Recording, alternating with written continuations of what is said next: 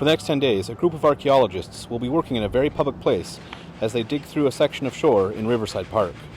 Archaeology is really, it's an act of listening. So it's our way of listening to the voices of all of people who have called this home and people who have called this a special place over the last 10,000 or so years.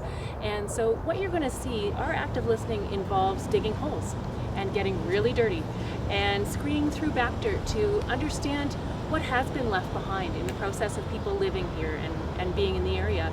And so you're going to see what you saw earlier, which is our team digging holes and screening back dirt, looking for artifacts.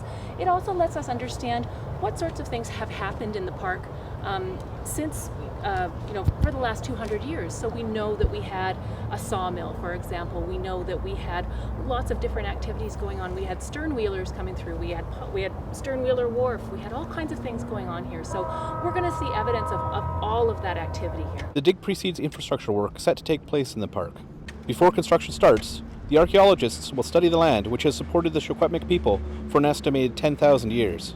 This is an important day to recognize and celebrate the joint efforts between TTS and the City of Kamloops in honoring and protecting our ancestors and our cultural treasures.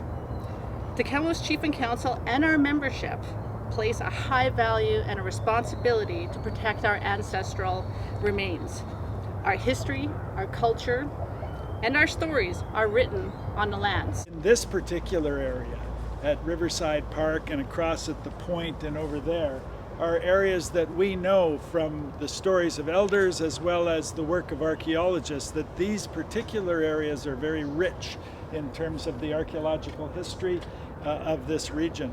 And so as we go to a infrastructure improvement project for the City of Kamloops, which is going to preserve this area for all members of our society here, that we want to do so in a very meaningful and purposeful way, and we want to make sure that we do not disrupt artifacts which will give us more insight into the history of this land.